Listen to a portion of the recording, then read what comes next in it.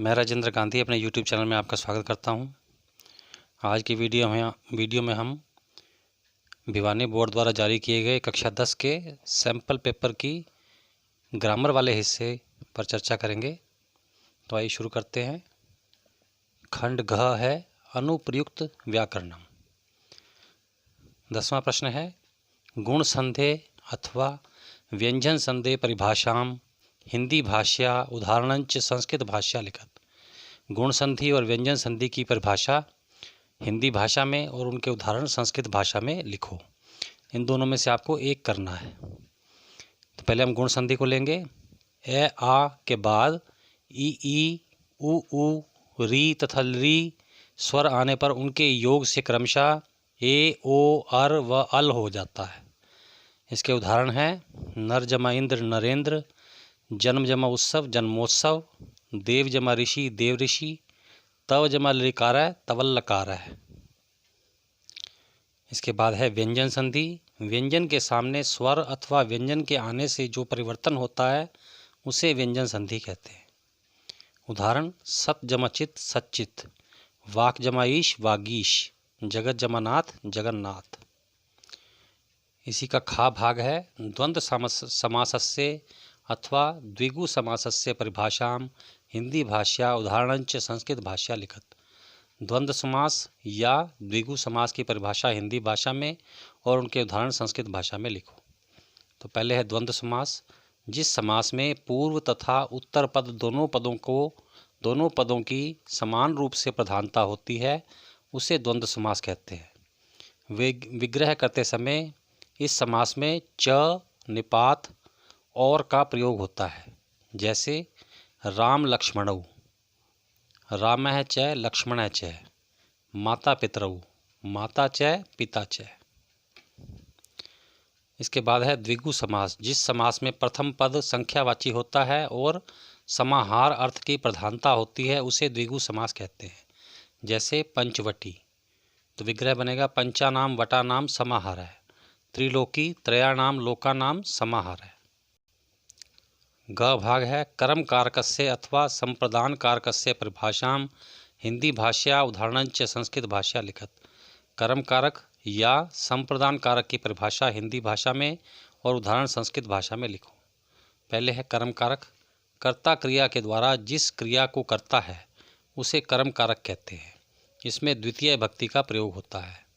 जैसे वानरः फलम खादति, बंदर फल खाता है, तो इसमें फल कर्म कारक है। संप्रदान कारक। कर्ता जिसके लिए दान की क्रिया अथवा कर्म करता है उसे संप्रदान कारक कहते हैं। जैसे राजा भिक्षुकाय धनम यच्छति, राजा भिक्षुक को धन देता है। यहाँ पर भिक्षुक संप्रदान कारक है क्योंकि उसे धन दिया जा रहा है। संप्रदान कारक में चतुर्थी भक्ति का प्रयोग होता है जैसे भिक्षुकाय में हुआ है। 11वां प्रश्न है यथा निर्दिष्टम शब्द रूपाणी लिखत।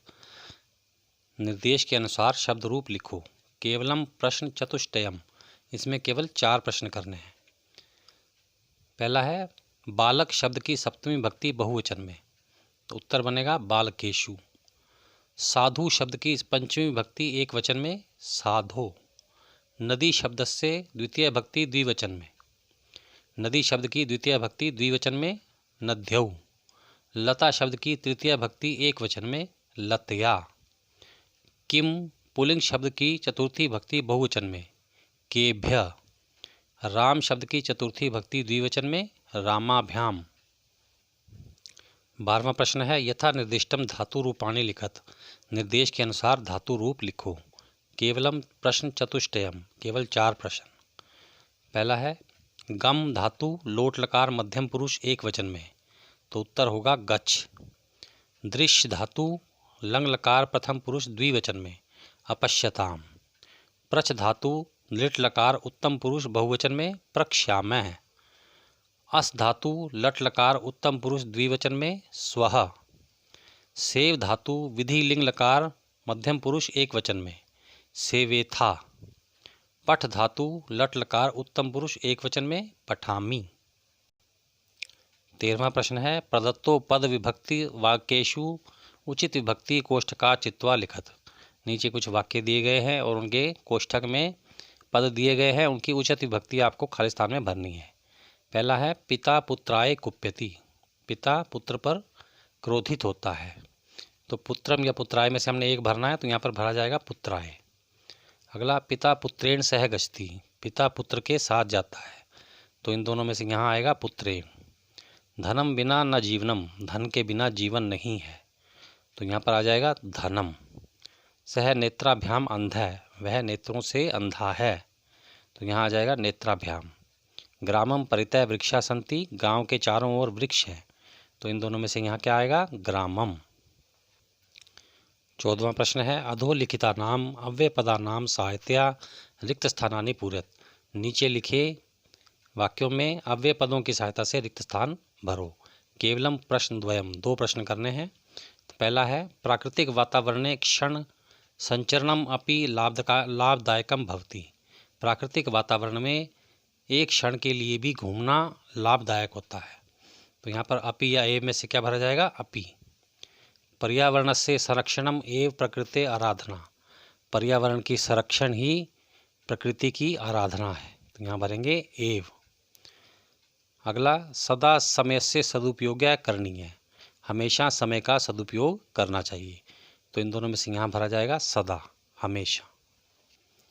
15वां प्रश्न है निम्न क्रियापदेभ्यः उपसर्गान पृथक कृत्वा लिखत, निम्नलिखित क्रियापदों से उपसर्ग अलग करके लिखो। पहला पद है सुगमः, तो इसमें उपसर्ग क्या है सु। अनुसरति उपसर्ग होगा अनु।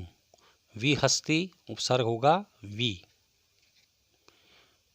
खंड ड है बहुविकल्पीय प्रश्न, बहुविकल्प वाले प्रश्न।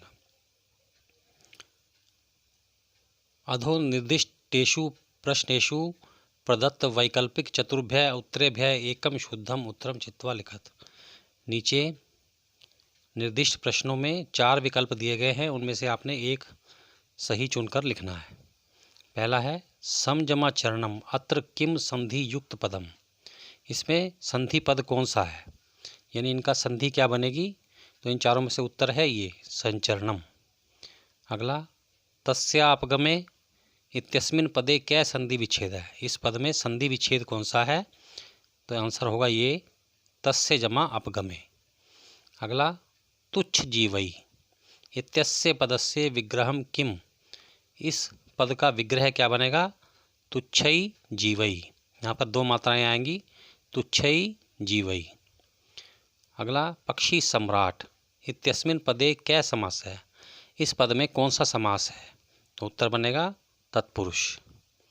अगला है संपन्नम इत्यस्य पदस्य विलोम शब्द किम, इस पद का विलोम यानी उल्टा शब्द कौन सा है विपन्नम। अगला है क्षणे नैव इत्यस्य पदस्य विलोम पदम किम, क्षणे नैव का मतलब होता है एक क्षण में, और इसका विलोम पद होगा सुचिरे नैव, देर से। अगला है सलिलम अर्थात जल इत्यस्य पदस्य पर्याय पदम किम, इस पद का पर्यायवाची यानी समान अर्थ वाला पद कौन सा है जलम। अगला कुटिलम यानी टेढ़ा इत्यस्य पदस्य पर्याय पदम किम, इसका पर्यायवाची पद कौन सा है वक्रम। वह जमा तुमुन इत्यस्मिन् संयोगे किम रूपम, इसके संयोग से क्या बनता है वोढुम। अगला जानन इत्यस्मिन् पदे क्या प्रत्यय, इस पद में कौन सा प्रत्यय है, इस पद में क्षत्रिय प्रत्यय है। अगला है नवनवति इत्यस्मिन् पदे का संख्या, इस पद में कौन सी संख्या है 99। अगला है 25 इत्यस्य पदस्य किम संख्यावाची पदम, इस पद का संख्यावाची पद कौन सा है पंचविंशति। अगला अति दीर्घ प्रवास है, बहुत लंबा प्रवास। अत्र किम विशेष्य पदम, इसका विशेष्य पद कौन सा है प्रवास है। अगला है उदात्त रम्य समुदचार है, महान सदाचार। अत्र किम विशेषण पदम, यहाँ पर विशेषण पद कौन सा है उदात्त रम्य है। अगला घटिकाम दृष्ट्वा समयेन रिक्त स्थानम संस्कृत पदेन पूरयत, घड़ी को देखकर रिक्त स्थान भरो। बालक है प्रातः डैश वादने उत्तिष्ठति, बालक सुबह उठता है, कितने बजे उठता है पंचवादने, तो यहाँ हम भर देंगे पंचवादने, 5 बजे उठता है। अगला है अहम प्रातः डैश भ्रमणाय गच्छामि, मैं सुबह घूमने के लिए जाता हूँ। कब जाता हूँ? यहाँ हम भर देंगे षड्वादने, 6 बजे। प्रिय विद्यार्थियों, इसी के साथ आज का वीडियो समाप्त होता है। अगर आपको इस वीडियो में कुछ भी अच्छा लगा है तो इसे लाइक और शेयर अवश्य करें। धन्यवाद। आप सबका कल्याण हो।